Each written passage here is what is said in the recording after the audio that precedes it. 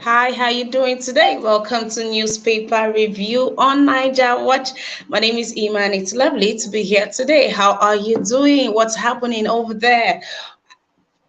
How are you doing? So right here, it is so hot, like you can really fry an egg outside. It's really, really, really so hot. It's not a very friendly weather. And then it gets really, really, really, really cold at night, you see. The weather is just crazy, and I'm just giving you situation reports.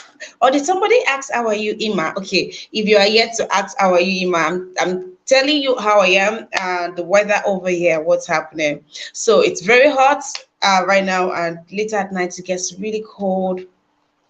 And then in my neighborhood, we've not had lights for 6 days. They say someone stole the cable. I don't know what that means, but there's a cable that was stolen, and 6 days later, the power guys, are not ready to bring it. Nobody's saying nothing. Everybody's I literally am going around like what is happening? Nobody knows.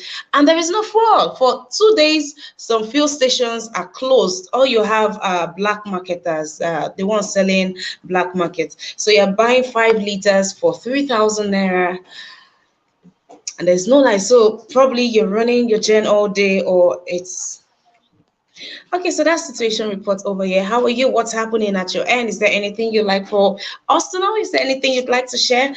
Bring it on. All right. Good morning. Good morning to you, Osage Daddy. How are you? Osagovo. Good morning to you too. How are you? What's happening over your end? What's the weather like over there? Do you have power supply, or is there power cuts over there? All right. Thank you for joining me on today's newspaper review. If you are yet to like this broadcast, please take out time to like this broadcast, and also subscribe if you are yet to. Turn on your notification bell. All right. Do well to support us, and keep the comment section clean. But also really like to hear from you. On here, the comments on the comment section, the link has been posted. If you would like to join me on the conversation today, do also click on the link. So we'll talk. All right, let's see the first paper.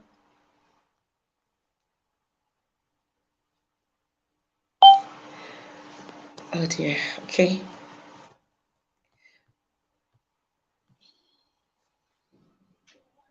Oh, good morning to you, Mr. Makirabo. How are you? It's good to have you on this broadcast, Mr. Makirabo. Thank you for being here. Thank you to each and every one of you here already. Thank you. We'll begin in a minute. Please, just a minute.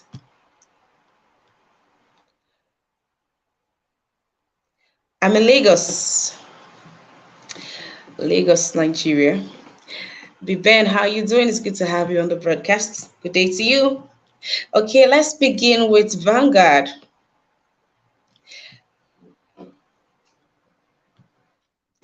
Vanguard, I will wipe out Boko Haram. Boko Haram, revive businesses, says Atiku at campaign in Gombe 2023. Can Sultan warn against electoral violence? Here we have how crude oil thieves use technology to lay pipelines, and that's from Mele Kayari. And on the big interview, we have why Kano Maradi rail project controversy is unnecessary. That's Amechi, ex-minister. World Bank to federal government strengthen fiscal management, remove subsidy, create unified forex rates. Yeah, we have APC opposition parties bicker over digital vote buying allegations. APC planning to transfer cash to 10 million voters, opposition parties. Alleged ruling party as a vested voters' bank accounts for digital vote buying. Pass vote of confidence in INEC chairman. Opposition parties spreading rumors to malign Tinubu, says APC PCC. State of the Nation, Oshutokun, Adebanjo, Obiozo, Baba Ahmed, others chart way forward. Here we have Kogi no longer safe for criminals, and that's by the IGP who was in Kogi State yesterday, and he gave quite some resounding advice. both to the men of the Nigerian police force, and gave good recommendations. Also, I think we should take Mr. and Mrs. much later on at the end of the broadcast. So we'll just skip Mr. and Mrs. for now. And here we have failed NNPP slash Labour Party merge talks, and due to the circulation around going around that Labour Party, Peter Obi paid him. Okay, Peter Obi has come to debunk that. In his words, to say, "I didn't offer Congress of 40 billion naira to step down for me," and I hope that clears the air on that issue. If you are just the picture story on there is the Global Festival of Joy promo. If you want more on that story, you could pick up that. All right, if you're just joining us, welcome. Welcome to our newspaper review. It's good to have you on here. Yeah, let's see the first story. Kogi, yes. So we just picked on the Kogi story. And yes, there are strong allegations that APC, are going digital, and that they have, all of these things comes like allegation, rumors, and they are debunking them well. But the story has it that they intend to transfer. They've digitized the vote buying. That's what I'm trying to say. They've digitized vote buying, and they've been able to secure 10 million voters. I don't know who counted. I don't know where they got these figures from. Well, but we can't just cross out anything. So yes, this information is coming out there. INEC needs to double up, and then you are seeing things like this, that APC as Tinubu as digitized vote buying. Then there's another story of INEC saying that they are owning up that there are chances of beavers or of the system being hacked.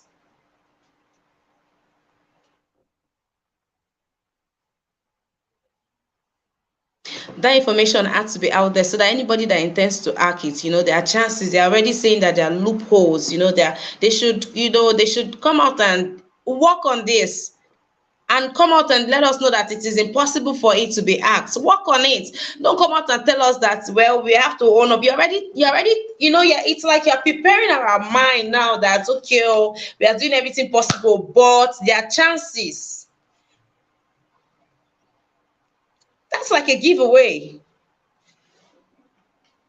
All right, and we are seeing that APC have kept 10 digital votes by 10 million voters to pay. Okay, they say there's the ruling party has a vested voters bank account. This 10 million voters, and INEC are coming out to tell us that, okay, we'll be following the story. INEC has a lot of questions.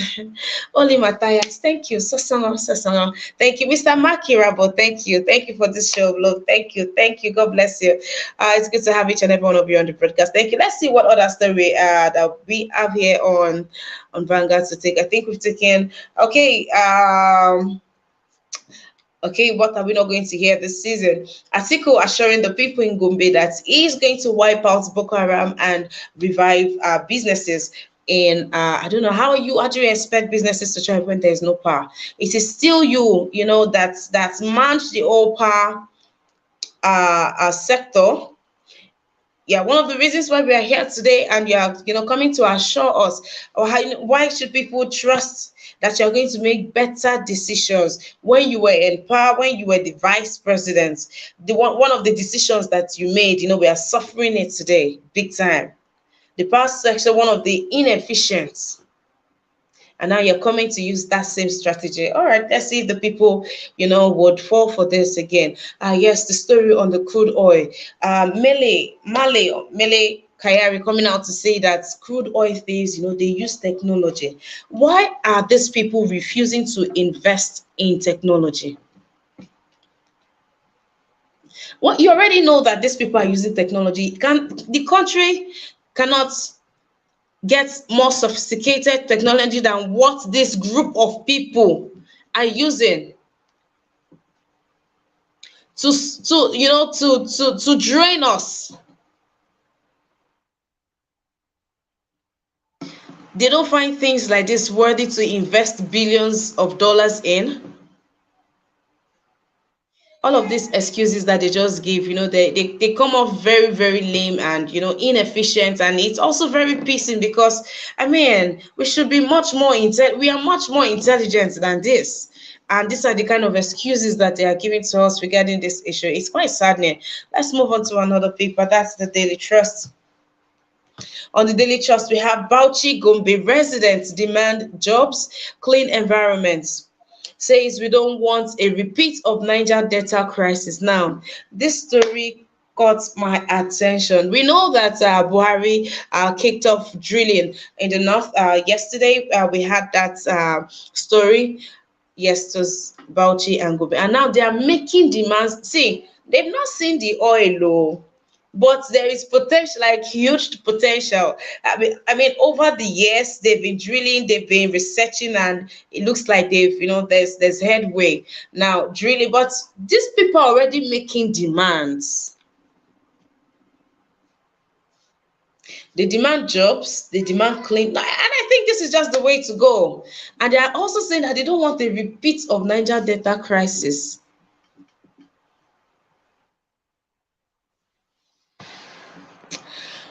All right.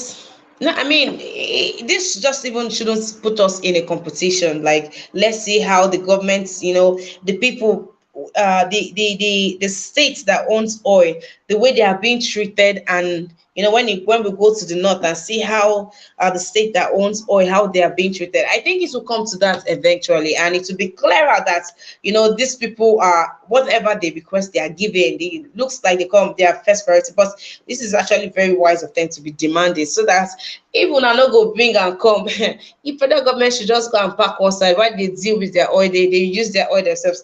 I think it might come to this also. All right, and now we are discovering oil in the north. All right, let's see how that goes. Also, they're saying fast track infrastructure to make drilling a reality. Okay, all right. I don't know. Do you not understand this news? They are demanding, they are just drilling to see. They've not even seen the oil yet first. They are not 100, but I mean, for the president and for them to come this far, it means there's a large potential on there. But the fact that they are demanding already, like, if you are going to be taking from us, if we are going to be, we have this here, then you should give us this. This is very smart. And they're also saying fast track the infrastructure, fast track the jobs, the clean environment, the good roads, everything that they're asking for to make drilling a reality. Because if you don't do this one, there's nothing like drilling, that they are going to keep their oil to themselves. Let's see if the government will be able to, bulldozer their way as usual. If it was any other place, let's see if they will be able to try that with the north, or they will give them what it is that they want. All right. Okay, that's the picture from the rally yesterday. The APC supporters during the 1 million PVC walk for Asiwaju Bola Ahmed Tinubu by 2,000 support groups in Kano under the leadership of Governor Abdullahi Umar Ganduje on Sunday. Or Sunday. Okay, so that was when that happened, and that's the picture story on there. We'll move on to another paper. We have the Punch on here.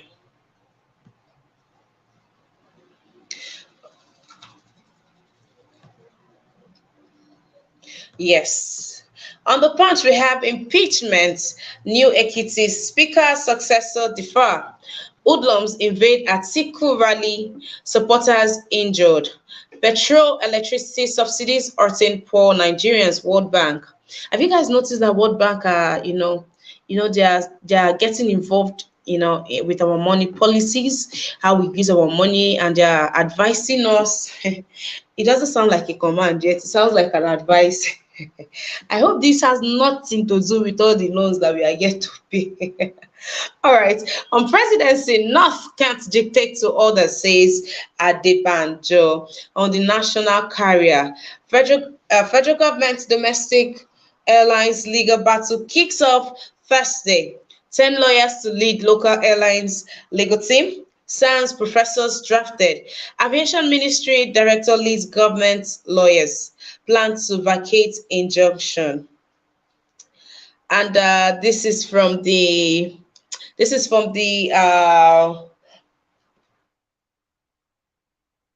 Mother Nature. happened in Indonesia, and this is the picture story is from, I think they said about over 100 persons, didn't make it from this eruption, sadly so. But down here we have politicians will use dump you. IG wants policemen. Kidnappers abduct ex Akeredolu's aide, demand 100 million naira ransom. Ogun PDP South Supreme Court orders retrial, party crisis worsen. The politicians will use and dump you. Sorry, the IG watching. It was, yeah. When it was the cookie yesterday, this also he sent a warning to the policemen saying that don't pursue, don't follow politicians. He's just trying to say your job, your duty is to protect lives and properties of Nigerians, not politicians. Don't be so attached to it, but don't rather protect a politician going after a politician. I say they will use and dump you, and of course, I'm sure they know this. Well, he's just trying to say don't go after money. In this season, protect your job is for to use to protect Nigerians and not just politicians. I hope they will hear. All right, and well, the ex-aide of Akeredolu has been kidnapped. This one they took out time. This one is high profile kidnapping. The story has it that they went on boats. They went by boats, to the place where it was to capture him, and they left by boats. Also, they're demanding for 100 million naira for ransom. The man had to call his wife from the kidnappers den and made that call to his wife, and well, the wife has reached out and the police are doing everything possible to secure his release. And looks like Ogun PDP they're still going back and forth in courts with their case. The more stories will come. If you're interested, if you're following, please pick up the Punch page 12. And now this federal government domestic airlines, before we come to the story which I think we should be talking about, let's see what are now World Bank. It is almost worrisome the way World Bank comes to us. The way World Bank has been, dictating to us or saying to us how we should go about, and they've come out to what it looks like. It looks like finally, they're beginning to be interested. I don't know, but there's this interest. The other day, UK are saying they're going to save us from brain drain, and now it looks like the World Bank are also here to save us. I mean, you people are the one that has been giving this money left, right, and center, and even knowing that it is not used rightly. Well, it looks like they are now interested, and their eyes are just opening to the fact that to say that subsidy, a huge amount of the money that is being brought goes into subsidy, and that this sometimes that the numbers are not, well, they're just trying to say that there's so much fraud in the subsidy. In a nutshell, that's what they're trying to say, and they're saying that the government should cut off subsidy and use money to do other things in the country, like power is, excuse me, like power, and like yes, like they should fix the power situation in the society, in the country, and also raising alarm, and that there's going to be food crisis. Now they've been talking about this food crisis. They say come 2023 that Nigerians are going to have food crisis, poverty is going to be on the rise, inflation and all of this. But the the minister, well, Getcha has come out to say that that is not true, that the government are doing everything possible to see to it that we will not have food crisis and there will be no such. I don't know how he thinks that is not true, because right now we are talking about a bag of rice that is over 50. We are looking at 60 to 70,000 naira right now. We've not even gotten to the yellow tube, and things are on the rise. There's power problem. There's no fuel. The gas price is on the rise. So I don't understand how they are telling Nigerians that they should not worry. How should we not worry? This projection by World Bank is for 2023, and right now, as it is, it looks like they even got it wrong with their projection, because it's all happening right now. And this is the third time I'm reading out a story of, you see, family of 6 dies after eating, family of 7. We have a family of 7 in Benue State that died after eating. Now, it has now been traced that some of these people are going to buy food from this same farm that were submerged in flood. Now, looking at the effect of the flood and how it has, people that are still eating from the produce from such farm, and storage has also been a problem for this, because some people just packed all of their things, and the way they kept it, some food stuff has been merged in chemical, they've mixed, and so people are just going out there to buy food stuff, not knowing that some of this food stuff, like the yams, I see that if you look around the markets, people are offloading yams, are coming into these yams. Where were they preserved? Because some of this thing, the food basket of the nation was submerged in flood. Where were these things preserved? And what were also preserved alongside this food? Now people are going to be dying of food poisoning. Are we even ready? When they say that the nation is, nothing is functioning, some, so if you were able to survive the flood, you are able to survive being kidnapped. When you go out daily, you come back, you're not kidnapped. The fear of having to eat this food that are coming in from interstates because of food poisoning, that is wipe, and this one is wiping out families. Wow, this is scary, and this is a pandemic. Are we going to start importing food stuff? Are they going to burn off? Are they going to recall? How do people now go to the markets to? So it's scary. It's really, really scary. All right. Yeah, we have all this other story. Hoodlums invade Atiku's rally. Supporters injured. Say hoodlums, stormed the venue, and white people, mothers, children, just people scampered, trying to run for safety, trying to go meet the police security, orderly security out there for help. But, that was not forthcoming, as everybody was trying to run for safety. And that left lots and lots of people injured.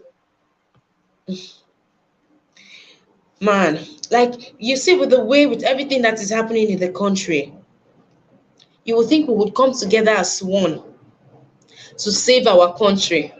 Now, Atiku was having his rally, and somebody paid thugs to go and injure people, because, of course, the supporters will not go close to Atiku. They will not injure these people. It is still the same Nigerians that are suffering.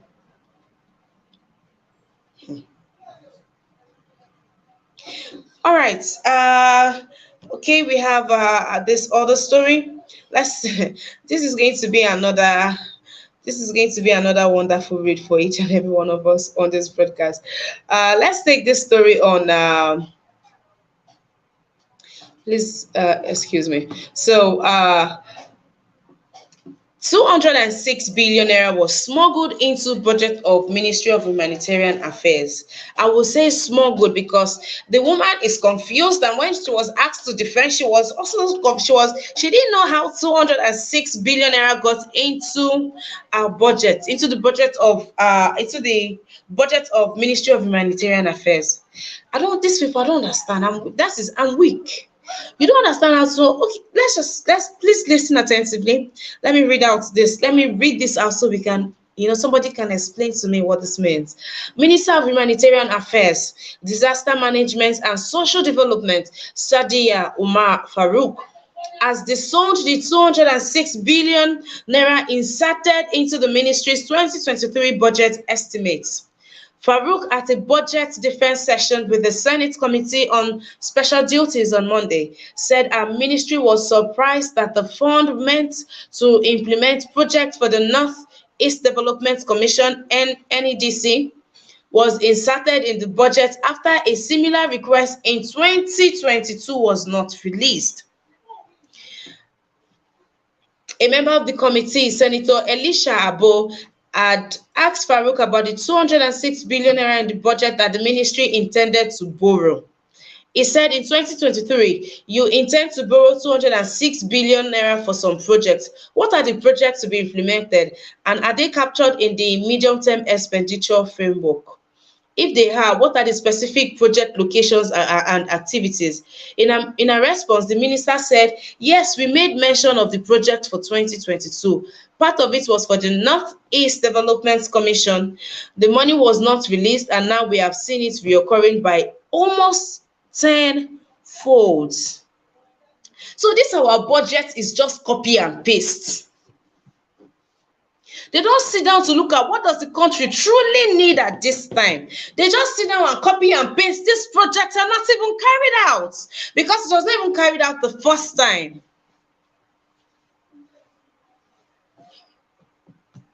My people, shey you people are hearing? Let's continue. We are also going to clarify from the Ministry of Finance to know why this increase, in spite of that the previous year the money was not even released for the project. So we will get details, then send it to you. Okay, so she is saying that what was even put in the 2022 budget, it's the money was not released, but it wasn't even 206 billion naira, and the money this project has been transported not by them, by now they have to ask the Minister of Finance, that woman. Well, they have to ask her how the money, and how is it that the money is now 10 times higher than what was even inserted last year. They are also wondering why the money has now increased and why they are going on. So if this money was paid because it wasn't part of their budget, this 206 billion naira would have just. So it's just safe to say that this our project, our politicians, our leaders will just include budget. They'll just put project somewhere and they take the whole money. So one person don't carry bridge and infrastructure where we supposed to get for this Nigeria. No wonder somebody said that you see those private jets that landed in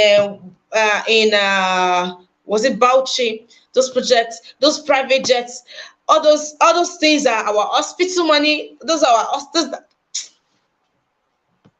This is not fair. This is not fair. This is wickedness. This is so, and they intended to borrow this. It's even different when you are stealing from the boss. Like, okay, we have too much money, right? But this one you are going to borrow and still steal. Omorodio Kingsley, good morning to you. Man, I am shocked by the heartlessness of our leaders. That's how I am this morning. Good morning to you, Tony Osawe. How are you doing? It's good to have you on this broadcast. A beautiful morning to you, Mr. Machiavelli. How are you doing today? Good morning. Good morning. Good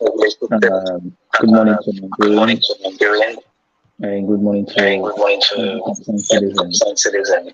Can you hear me? I can hear myself. Okay. Right. Thank you very much. The problem is, I just listened to all what you have been saying. First of all, I'll start with the INEC one. Now, it is very crystal clear to Nigerians that we are not safe. If the ruling party is being accused of this thing, and they are trying to take that blame back to those people who are not in government, is it not a shame? Is it not a shame? Now come out, these people who are bringing these evidences, telling you of what you are about to do, and they are not just saying it like that. They have facts, evidence to prove their case. Yesterday, it came out, and I was reading it. I was shocked that how Nigerians are going to be surprised how they want to manipulate that beavers. How they are registering little children, calling them, giving them names and, age and everything. And it is very, very concerning. Has the ruling party able to come out with a concrete evidence to debunk it? The answer is no. They keep on using fallacies. Nigerians should wake up that these people are already having them in their pocket. This is why somebody like me does not give anybody credit. Hey, thank you very much, sir, or you are doing well. I do not, because I have not seen anything tangible that the Nigerian space or the Nigerian government has given to the citizen. This is supposed to be a free and fair election. Look at what is going on. 10 million, you're already having it in your bag. 10 million. Can you imagine? And this is the same ruling party which the president of the Federal Republic of Nigeria went to the United Nations to tell them, to promise them that he was going to deliver a free and fair election. Is this one free and fair election now? I continue to tell you that Nigerians, you begin to open your eyes. So you're absolutely telling the United Nations that what brought you in was not a free and fair election. So that is what you are trying to project now to them. But Nigerians, I keep telling you, it is your country. You have the right for franchise, and you continue to do what it takes to ensure that the dividend to democracy should be given back to you. It should be given back to you. And when you go and vote, please stay where your vote is. Make sure it is being counted. They are going to try all sorts of tactics because we already seen the tip of the iceberg. Now, little by little, you continue to see more. And on the issue of Atiku saying he was going to transform Bonu, is it Bauchi or whatever? He was going to do this, he was going to do this. This is the same Atiku who has been in the Nigerian political space for years. This is the same Atiku who has been accused of bringing generator. This is the same Atiku who have been saying, allegations of money laundering, also with his families. What are you going to reciprocate to Nigerians? It's the Nigerians that are listening to him. It's the Nigerians that are listening to him. Because there is no way these people can give you anything like democracy. They are just a bunch of liars. That is what they know. You see, this is the reason why the all progressive candidates, you don't want to go for debate. Because he believes that they are going to win. You see now, they have just told you they have 10 million already. So he's guaranteed. That's what he's telling you. That is why he doesn't want to bother with you Nigerians. But if you are strong enough and you believe that democracy is for you, you must stand for your vote. And another thing now, you talked about World Bank coming to Nigeria and telling Nigeria how far now. Yes, because I came here to tell you. Sorry about that. I came here to tell you the other time that anytime a country is borrowing money, ask them what are the terms and conditions did you put in place? Now you are hearing another song now. Nigerians, don't be carried. Sorry, Mr. Machiavelli.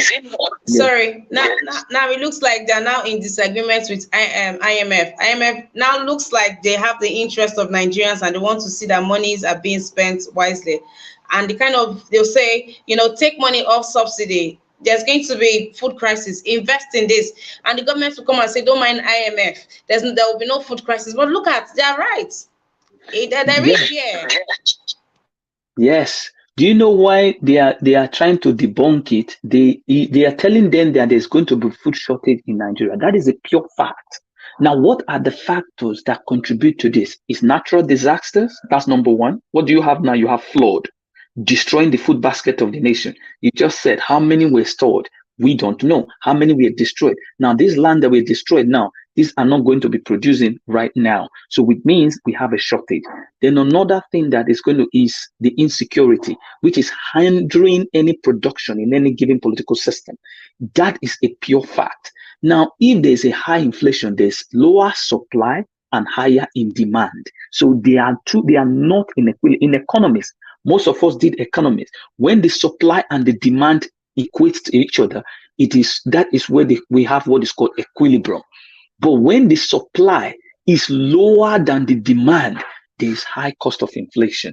That is what is wrong with Nigeria now. And the IMF have given them, do you know what this ruling party, because they do not understand how government works or how a political system works, they are relying on the rice pyramid. Their uncle was showing them on national TV, rice pyramid. This is what they have to. You see, this is why I want you guys to support the Labour Party, because he has just given you a very hint of how you can develop an economy.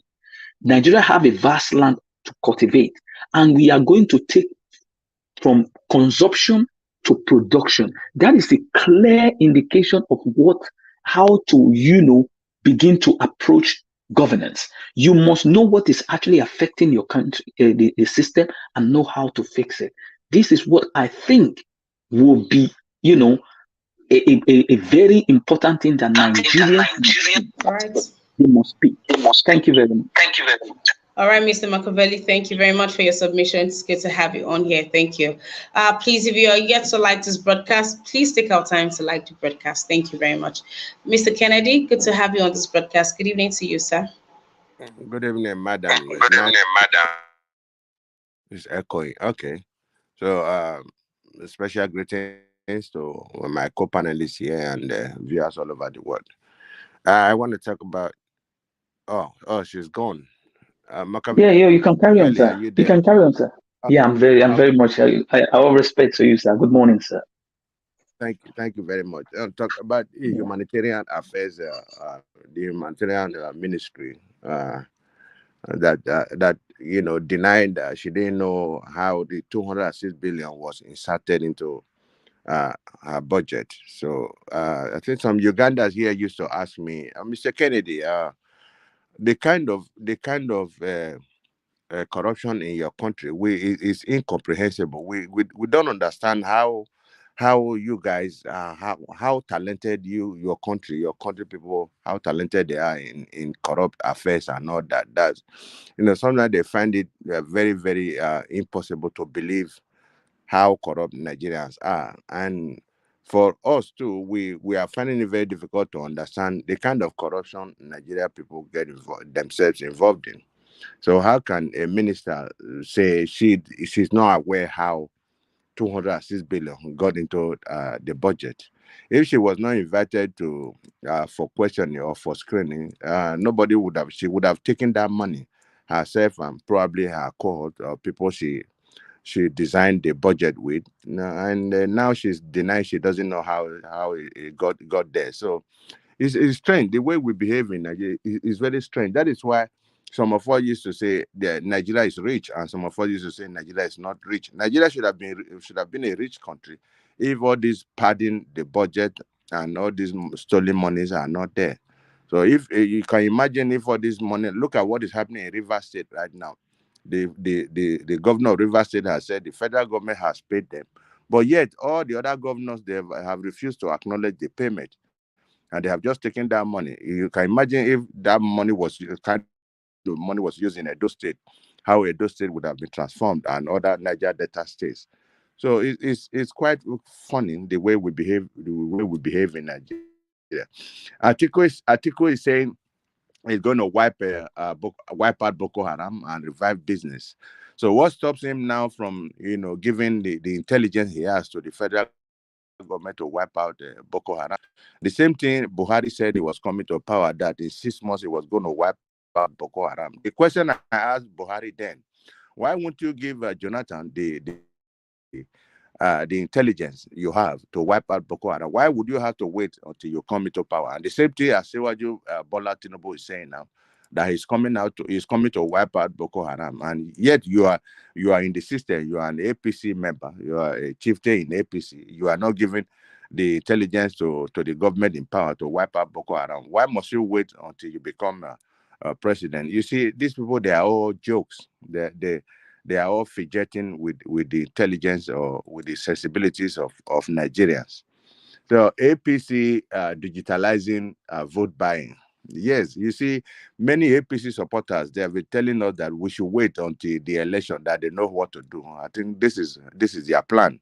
They already have cooked up digitalized vote buying, 10 million. You see, when the professor of trader money, according to the professor of trader money, when he was disbursing money to market women, I think they were trying to get the data or the statistics of these people. I think that is how they want to, disburse all this money to people so that they can get the votes of these people. That's why they already have 10 million voters. Nigeria is in trouble, but let me assure you, it's not going to work this time. A lot of people have been told, get the money and vote for people of your choice.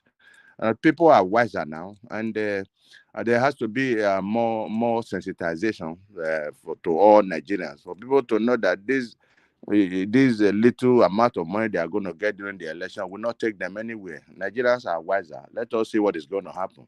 The beavers, the INEC is already telling us that they are trying to assure us that the beavers can be hacked. This is it's a kind of insane society where people that are saddled with the responsibility of keeping the nation intact or keeping the system working is telling us that it could be hacked.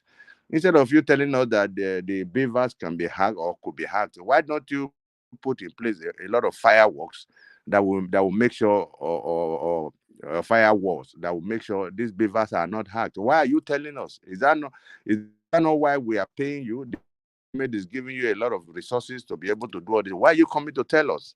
So that is the inefficiency of whoever is in charge of INEC. As I will have to leave it here. Thank you very much. Okay, all right. Thank you very much, Mr. Kennedy. A big shout out to you, Tony South. It's good to have you on this broadcast, sir. Thank you. Mommy Diaspora, thank you very much. Good to have you on the broadcast. James Morgan, hi. How you doing? Good to have you on the broadcast.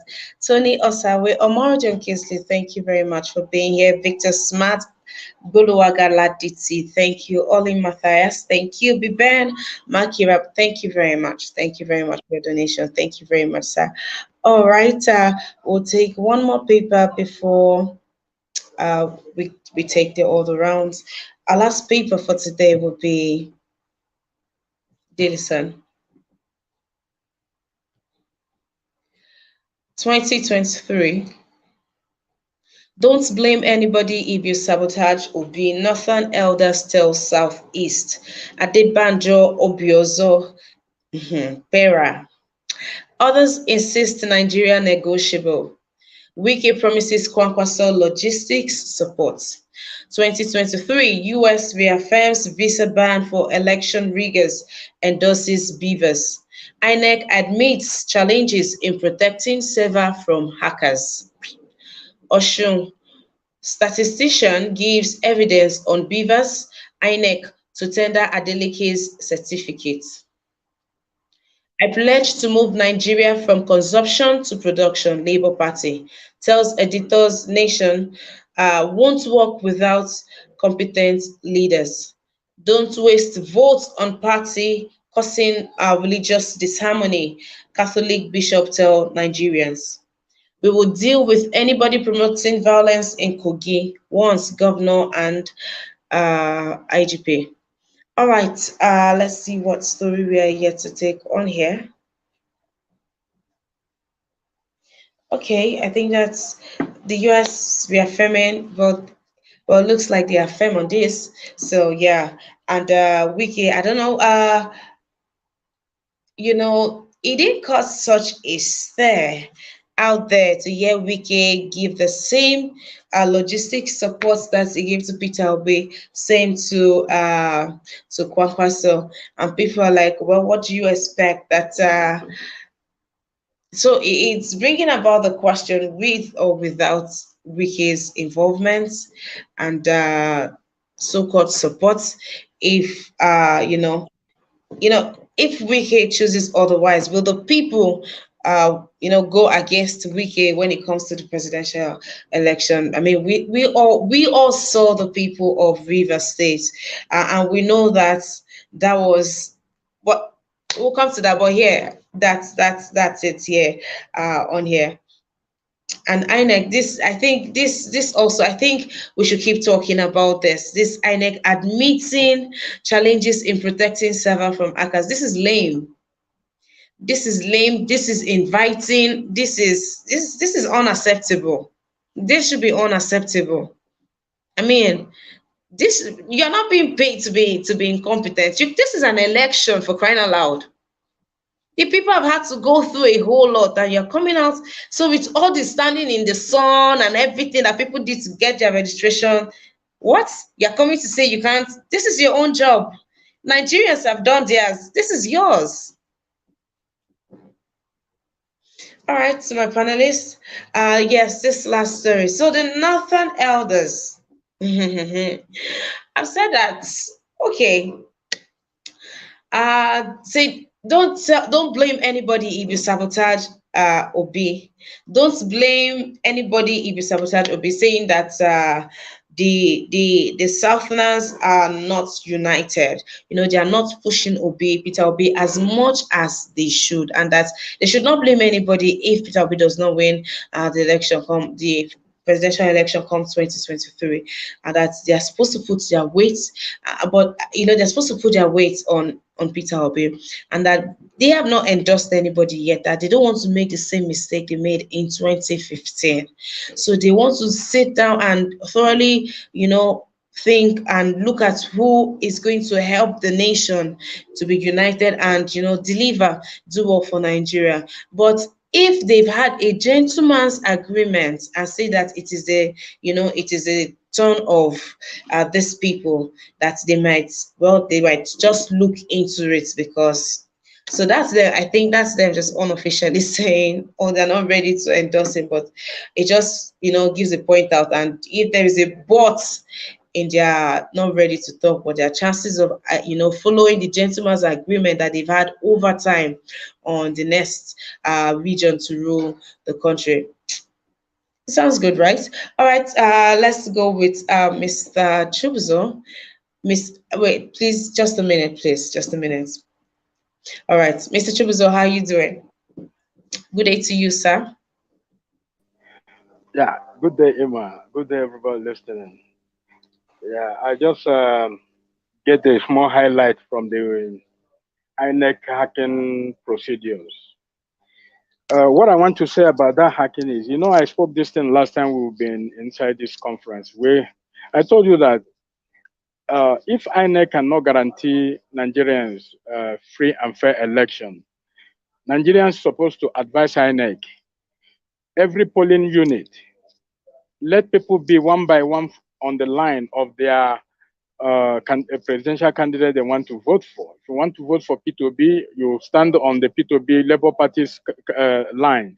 Let it be one line by line. It mustn't be a secret ballot, because this secret ballot is where all this flood will come from.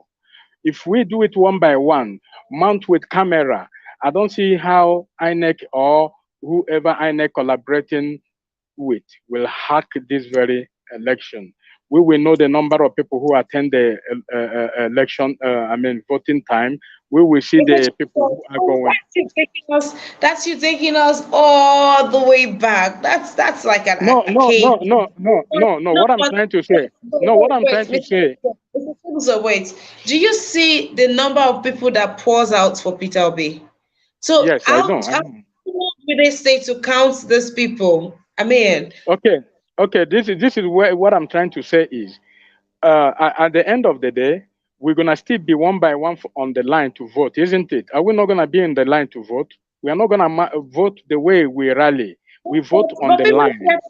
people don't get to stay on a very long line. I mean, when it's your turn, you get up from wherever you are and you move closer. I think they go in 5 in 10. You just, they don't just stand on it. When you want to count people, then they have to, that's just all the way. Okay, I'll just No, allow you no. What finish. I'm trying to what I'm trying to say about the counting is, there will be a camera there. So if we have a fraud, maybe there is a hacking. Let's say, where, for instance, we find out that the people who voted for P2B was maybe like 5 or 10, then the hackers will come now say that, okay, we didn't get that number. What we get is only one.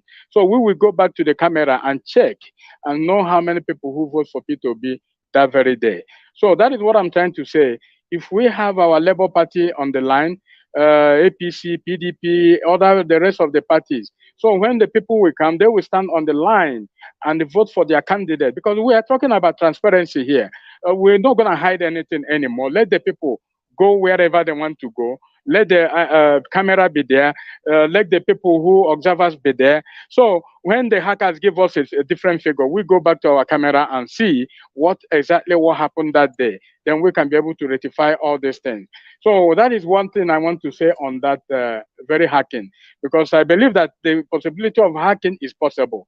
But if we do it automatically and manually, then the hacking cannot be able to succeed.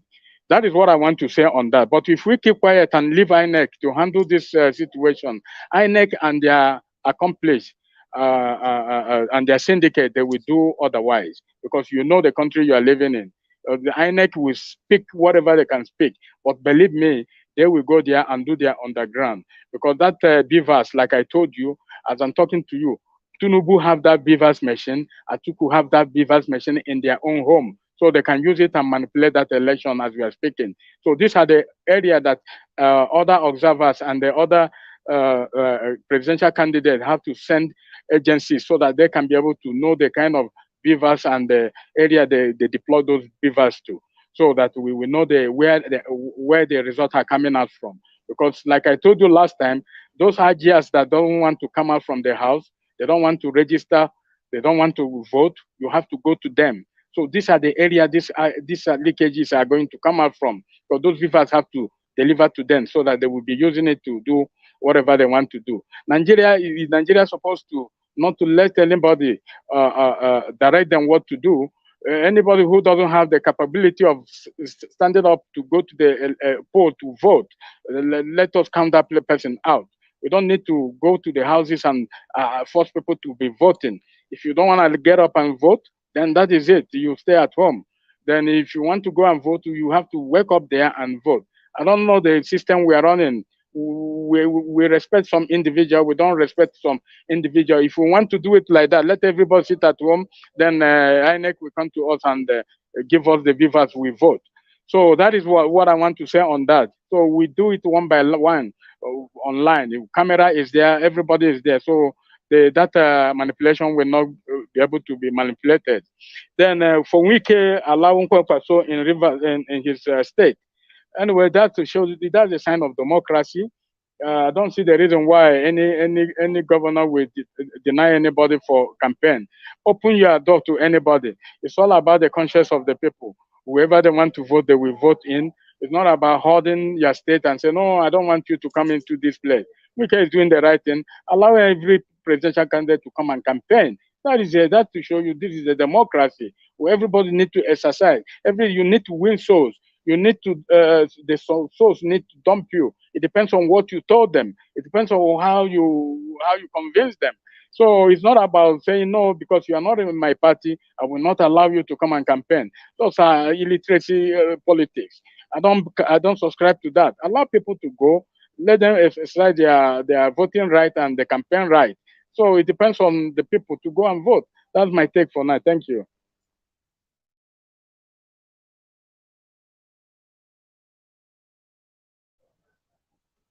All right, thank you very much. Mr. Collins. Mr. Collins. All right, let's move on to. Okay, Mr. Collins. Hi, how are you doing, Mr. Collins? Good morning. Oh, good morning, Mr. Collins. How are you? I'm cool. Thank God. And you? I am fine, thank you. Good to have you on the How's, broadcast. how's life in Lagos? How's Lagos? It's hard. It's really hard. There's no fuel. Filling stations are closed. The My, ones you see, you need to stay on the queue for a it's endless. There's spa issue. Yeah, it's hard. It's just hard right now. I am sorry to hear that. I am sorry to hear that. Seriously, I'm really sympathizing with people living in that Lagos and also Nigeria. I always sympathize with everybody. When I wake up in the morning, I always sympathize with my people in Nigeria because it's not easy. Because all of us have been in Nigeria. Most of us are born there, spend our life, went to school, did everything. So when you see the whole thing that is happening in Nigeria now, you kind of feel bad, with the situation of things in Nigeria now. This is a place we all love, a place we all cherish, we appreciate, So Things are turning ups and down now. When you look at the situation Nigeria find herself, you kind of feel sorry for them. I always feel sorry for people in Nigeria, no matter how. Always when I wake up in the morning, I think it's one of my prayer and asking God to keep consoling them, because it's not easy for people to find themselves in that situation. And we are praying to God that we've been praying for a long time. I think it's no longer a prayer thing. It's time for us to work, because we have to do the work, because God has given us everything. So I think it's time for the citizen to wake up now, do the working. And how can we do the working? Is by voting the right leader, because the only thing Nigeria is suffering is the leader, is leadership. Leadership is what we are suffering for. And if we can get the leadership right, trust me, everything in Nigeria will start working. We've been preaching to every citizen in Nigeria. You don't have much. Nobody's asking you to go and keep person. Nobody's asking you to be violent. Nobody's asking you to even to pay money or anything. All your people are asking you, do the right thing by voting. Just voting. What can you cost you? Just die your vote. When somebody told you that, Emma, all you just need to do is just do this voting. Why doing this voting? Your life is going to turn around. Why can't Nigeria do it? But when it comes to church or comes to our religion, when our pastor say we should make a sacrifice, we should make a donation, or we go to native doctor, they ask us to do sacrifice, we always rush quick to do it. But when it comes to something that we know that is going to change our life, you find Nigeria struggling to do it. They find them struggling to do a simple thing. This is not even you committing money. Nobody is asking you to put your money. It's just on that day, do the right thing. Just vote the right person, and Nigeria will change. But we refuse to listen. We refuse to accept that. I think that is the biggest problem with us. Until when we wake up and know that we have to do the work, and the work is just to vote the right leader. Because what Nigeria lacks is leadership. God has blessed that country. We have every resource, every mineral resource in the country, a very big country. But when it comes to Nigeria, we lack leadership. And I think that is one thing we are lacking. So if we can do better this 2023, we are not saying that P2B is coming to change Nigeria, or P2B is going to turn Nigeria to Dubai. No. P2B is coming to learn a foundation, because every house, every building that we are building, once you learn it with a good foundation, trust me, that building is going to be solid. But when you build it with a wrong foundation, the whole building is not going to last. So all P2B is coming to do is lay that foundation. So moving forward, like you listened to P2B yesterday when he was talking about, he said, I learned the foundation that Obiano work on. That is the key point, the foundation. That is the foundation we are asking Nigeria. Can we just lend this foundation by supporting P2B? Can we just, at least for support, just this time, vote this time wisely, so that we can get it right? So I'm urging Nigerians to do better. At least we can do better. We're no longer like old school. We need to do better. So I don't want to talk about any topic you are talking. I just want to encourage, at least advise people, encourage people. We should do better. Yeah, so we need to do the work. By working, let's sacrifice this period and vote the right person. Thank you so much. All right, Mr. Collins, thank you very much, and thank you for joining us today on the broadcast. Mr. Chooks, how you doing? Good day to you, sir. Yeah, good morning, Emma. Good morning, fellow panelists, and everybody watching us.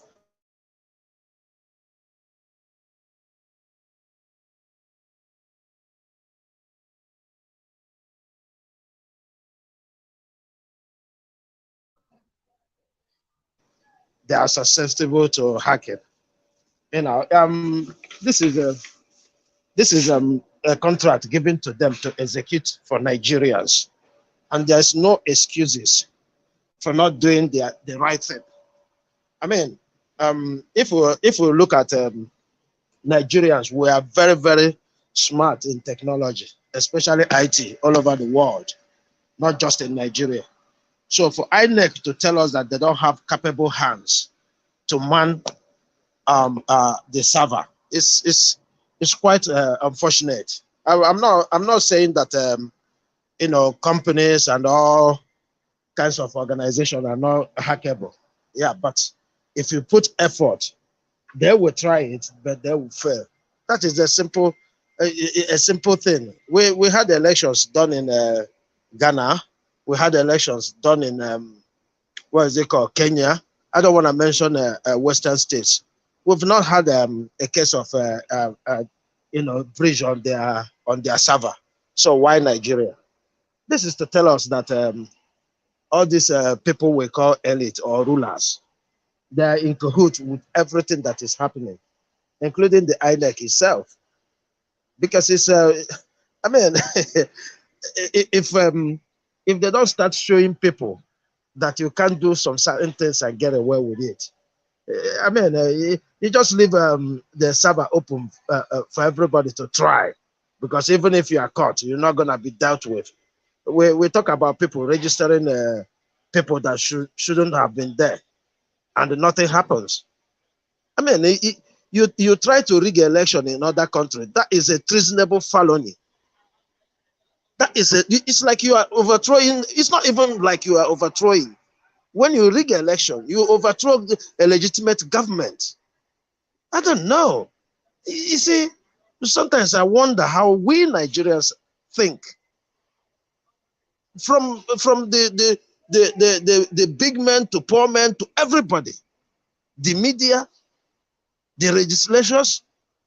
How can you tell me that somebody tampered INEC registration process, and that person is not given life imprisonment?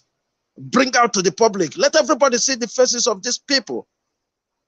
Because we're so doing, everybody will know that if you try this, this is what you're going to get. So it's a free for all. INEC have no reason to tell us that they're afraid of hacking. They told us that this system was so robust that, it can withhold anything. Look, I'm sorry to say, Nigeria is a joke. I don't blame people who call it Nigeria. It's all full of lies. It's built on lies. And its sustainability depends on lies. More lies, not just lies, more. You don't tell me. When I wonder all this, every time I just get mad. When I wonder how people can come up, go into our electoral system, put whatever they want, and we are not thinking that is treasonable felony. It's unbelievable. Yeah, I speak on the northern elders. You see, this is one thing I've been saying. The northern elders, in fact, Nigerians, not just northern elders, Nigerians, we are full of deceit. We are completely full of deceit.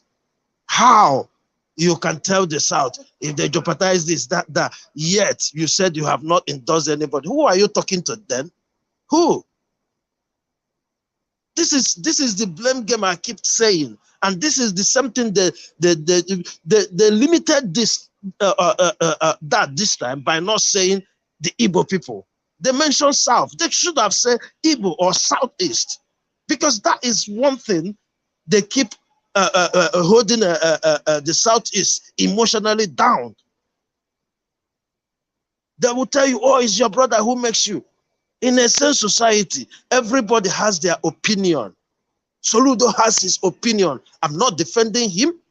I've said my bit about him here. Soludo has his opinion.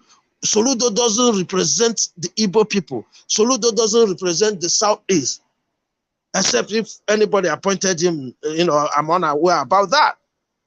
So if they come out now, you see this they're saying now, they are making their bed on how to lie on it. Now they are trying to tell another man that we are going to lie on the bed you make. That is exactly what they're saying.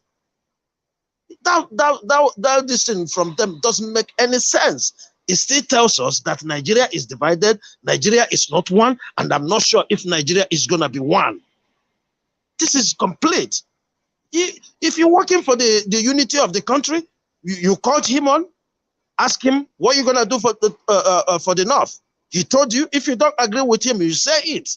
You don't agree with him, but don't come out and continue to fool us. We are not fools. Some people might be fooled, but I am not one. Because I look at this statement and I've seen where they're going. Tomorrow they will come out, oh, you messed it up. How dare them even come out with this kind of statement? I mean, this country, Let them pray.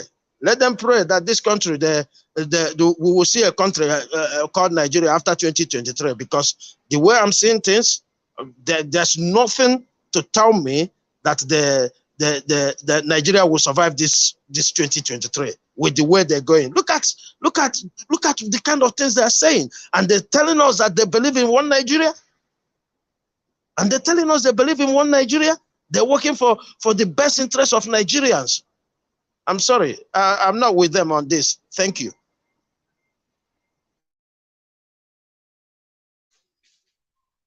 All right, thank you. I think I have a problem on muting quickly, but all right, thank you for your submission, sir. Mr. NCBD, how are you doing? Just give me a minute, please. Let me give a big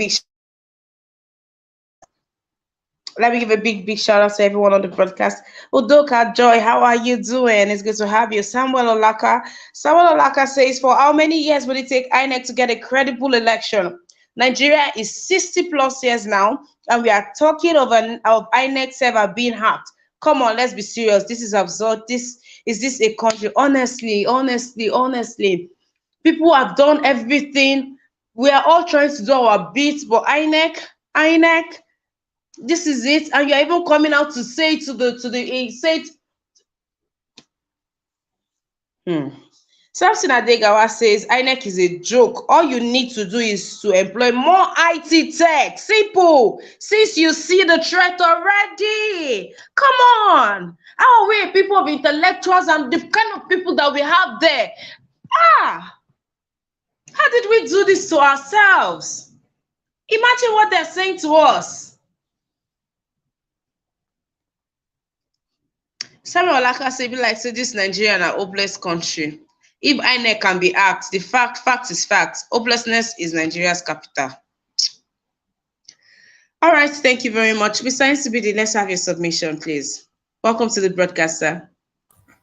Yes, thank you, Ima. And greetings to the panelists, everyone listening to us.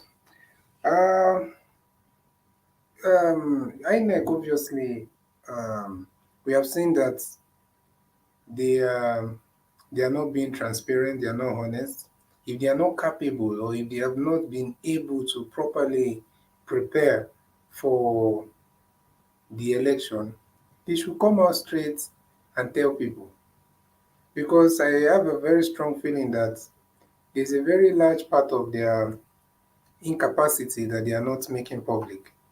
So they should be, that's why we are saying that we must not rely, we should not make the mistake of relying on these people, that they are going to handle everything properly at the polling centers. So our people, the Labour Party, anybody that is supporting Peter Obi, don't worry about PDP and APC. Those people, they've never relied on a proper election to, to get their result. So, but we have to be able to organize ourselves in a civil, legal manner so that we can be able to see some of these things and report it exactly as it is happening on ground at that particular time. So, yeah, that's that for that, and it's just quite unfortunate. We already know that INEC has been failing us from the past. We are just a little bit optimistic. We didn't really hope, but we're just a little bit optimistic that this time they will be at least a bit more prepared. But it's just quite unfortunate to find out that it's still the same story, the same old INEC. But things will be better. Then this Northern Elder Forum, you see, the thing is that, like I think Brother Chibu's right. I think the thing is, what he was saying is exactly how it is. These people play the game. Sometimes I look at it also from their angle. These people they are looking at everything from their own interest, and sometimes we can get emotional, but that's just power play. And unfortunately, it is we in the South that don't understand that they are, these other people only see two sides, and they only see you versus them. So they will keep on capitalizing on the disunity and the sentiment that they were able to, that the other Nigerians have created, not most, but some other Nigerians have created, especially Nigerians from the south, have created for themselves towards the Igbos. So they will always come and try to do the divide and rule thing. They will always come and try to do the emotional blackmail. They will always come and try to do the gaslighting. So, and that is what we are seeing. There's nothing new. They've not endorsed anybody. They are there saying that they are listening to everybody, and yet they are telling the South that they should not sabotage Peter Obi. Obviously, you're the same region that a section of you is supporting, what's the name, Tinubu. So the only thing is the only gullible people, and obviously people that have already created some false narrative in their head about the Southeast. Those are the ones that will believe some of the things these people are saying. So that's just exactly what they're doing. We are not saying that, we are still hoping that at some point they will, even if they are not endorsing Peter Obi, they should just stay out of, creating false narratives. What's the name? Are they saying it because of Soludo? We have shown everybody, the entire Igbo people have shown that they are totally against Peter, what's the name, Soludo. They are totally against him. Even his own son cannot defend what his father said. And even the Anambra, was it yesterday I saw the news of the youth, Southeast youth, some group. They are already demanding and protesting that Soludo should be impeached just for altering those statements. They are threatening that they will go and occupy the Anambra House of Assembly. So we have shown it to everybody. Everybody have shown it. Ohanese have come out how many times and endorsed Peter Obi. So they want to capitalize on Soludo, which we also don't know. There's a high chance that they might have, some people from the opposition or from the other party, ruling party or whatever party, is working with this man. So they should not come and tell us all those things. It's the usual blame game. It's the usual gaslighting. It's the usual emotional blackmail. They're trying to justify their their own biased position. And unfortunately for them, many of us are wiser. And I hope also that nobody will fall for this kind of propaganda and lies that these people are coming up with. Yeah, thank you. All right, Mr. NCBD, thank you very much. Mommy Diaspora says, I believe INEC are preparing us for what is to come in 2023. They are saying whatever happens, the blame will not come to them. They can say we were informed. By Maxwell says, INEC is giving you excuses to rig election to their favorite candidates. Odoka Joy says, a country where people's choices can't be respected. All right, Samuel Olaka says, this is the joke of the century at this point in Nigeria history. For INEC server to be hacked, that is the joke of the century. INEC is not serious. The fact that INEC is already hacked. All right, it says, if children under 18 years are in the INEC register, what are you telling me? INEC is already hacked. Come on, Nigeria, wake up. This is bad news. This is bad signal. This is not good in any way. The entire country should be upside down right now. Yes, yes. So all of this to what end? All of this to what end? Hoodlums were going to registration center, causing mayhem. People still stood their ground. People were there, sun, rain, they were there. They will stay for hours. And all of that. This is it. This is it. Oh dear. All right, let's move on to Mr. Farrell. Let's have your submission, sir. Welcome to the broadcast, sir. Okay, good morning, everyone. Yeah, I'm just coming now. So can you recap me go to beat, please? Yeah, that's it on there. INEC is saying hacking is possible. In Nigeria, hacking is possible. This is not funny, Okay. This is not funny. This is not funny. Okay. Hacking is possible in INEC machine with many suspected machine they have. Hacking is possible. Everything is possible in Nigeria. Not only hacking is possible, everything is possible. If a foreign country can sell their chip to Nigerian sea, to Nigerian territory, and to Nigerian crude oil, why hacking is not possible? Everything is possible. And in presence of Nigerian Navy, the Nigerian crude oil rust with the chip. So everything is possible. INEC is alerting us earlier that going to read the election. That's what they're saying. My own perspective understanding. They're telling us that they're going to rig the election to their favorable candidates. The Nigerian citizens to be aware. That's what I understand what they're saying. Because they can't tell me that with all their technological aspect they have, everything they can hack their machine. So in Nigeria, everything is possible. Nothing is not possible in Nigeria. What is not possible in Nigeria does not exist. So Nigerian citizens to wake up. There's one that asked INEC man during the Anambra election concerning this voters card.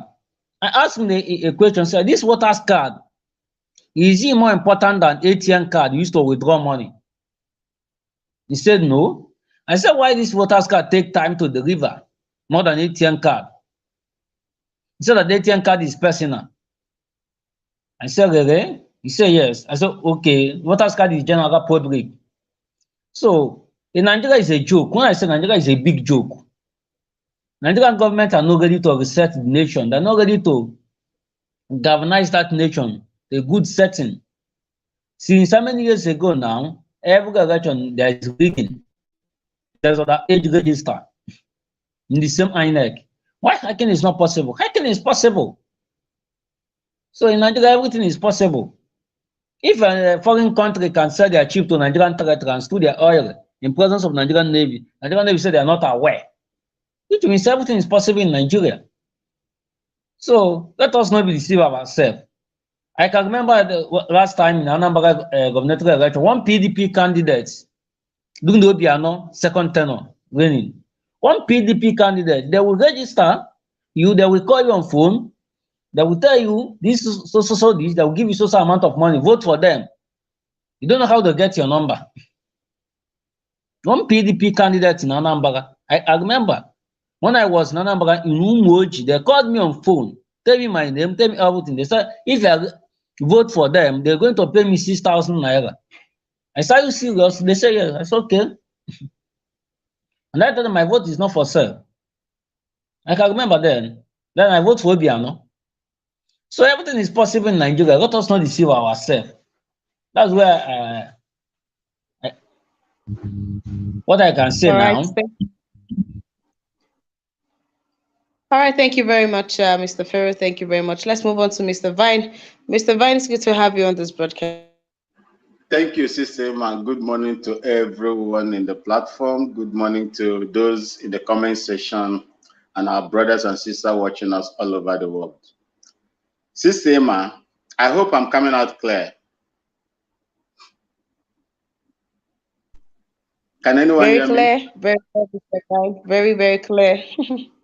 Thank you so much. The issue in Nigeria is corruption. And corruption has permeated all the spheres of governance in Nigeria. There is none that is free from it. INEC, has INEC conducted any credible election devoid of rigging? The answer is no. They have not. They have not. Are they not the same people that are registering? Who are the people that are registering these underage voters in the north? They are. They are just coming up now to tell you, just like I said in my comment, in the comment section, you should not be afraid because whatever you see that day make you take them. Whatever you see, take them. Nigeria has become a caricature of the world. Nigeria, with all the, God has blessed that country with so much wealth. Is it in intellectual? Is it money, land, etc.? But they have failed to utilize it. In a country, that is the same country where Python stole money, swallowed money. Till today, we haven't heard anything about that. It is the same country monkeys carted away monies. We didn't hear anything about it. It is the same country that foreigners will march troop into the country and begin to kill indigenous people, chasing them out of their ancestral land. Nothing happens. It seems that it is normal. I cannot see in any other country where these things can be happening. Election is won at the polls. Look, if you people really want to vote someone, I don't know. I don't know. Election, like I always say, I don't know how I will change my perception about Nigerian, elections. Elections are rigged. And these people, they are going to rig this election whether you like it or not. They are giving you excuses. They will begin to tell you, oh, these things are machines, errors can come in, this can come in, this can come in, and they will use that now to rig the election to the person that they want to be there. That is exactly what is going to happen. I do not know why such thing cannot happen as small and poor as Ghana. We vote and nobody even cares. In fact, the trust is there now that nobody cares what happens at the poll. We just throw your vote there, then you go away. Why can't same replicate in Nigeria? Why is the Nigerian government, the system, try to drag people away, from what is right in that country? Have you seen, system, the reason why I told you that it will be difficult for Nigeria to make any headway? There is no meritocracy in that country. People that merit it cannot take it. It is who you know. Who you know, that is what is going on. The man with the highest bidder, that is who takes it all in Nigeria. That is the truth. That's the truth in Nigeria. I don't know how Nigerians will survive in this mess the political elite has created for their people, where other countries, their leaders are fighting so hard to pull out people from all the miseries they find, as economic miseries they find themselves, anything, say insecurity and so on. Nigeria is dragging their own people into the abyss. Well, I don't know. I'm stunned with what these people are telling Nigerians today. Automatically, they said that that election will not be credible. And we've not come out of the underage voters that are being registered, that are currently, they are saying that they are going to, remove them and so on and so forth. But would they do that? Are they going to do that? Would they be trusted enough to have all these things done? It is going to be difficult. I weep for my people in Nigeria. Thank you and God bless you, man. All right. Thank you very much. Thank you very much. Thank you to all those on this broadcast today. Thank you for your time on here. Thank you for as many that has donated today. Thank you. God bless you. Thank you very much. Mr. SBD, I'll come to you for your final submission.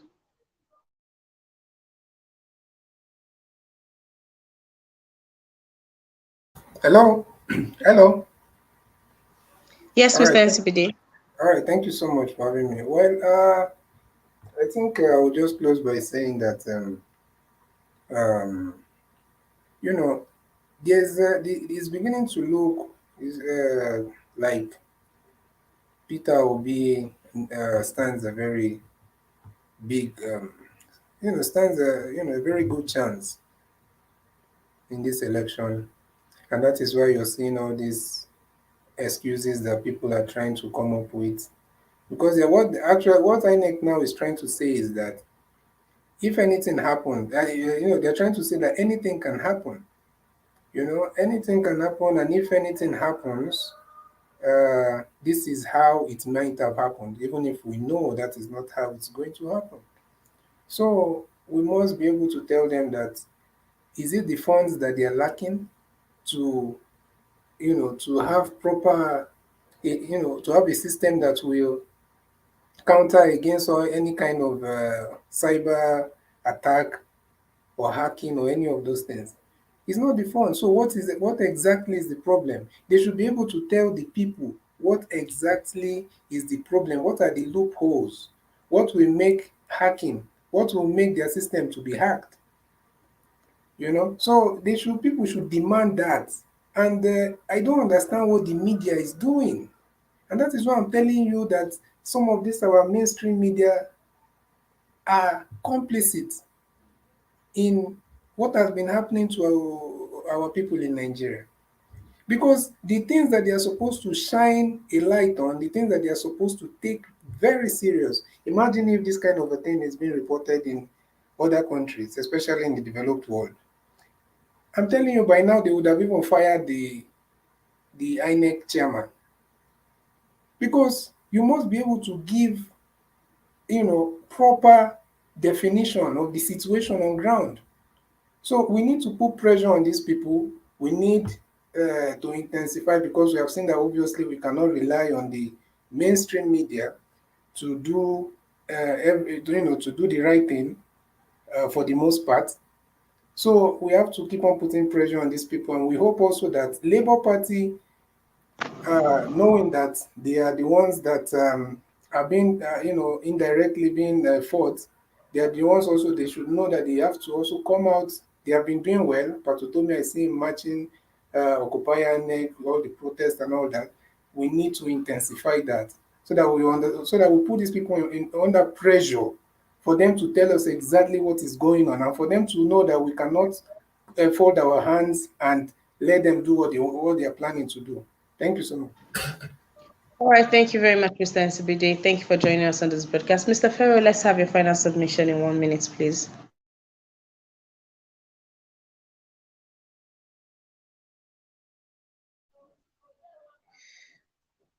All right, Mr. Chooks or PBSA, let's have your submission, please.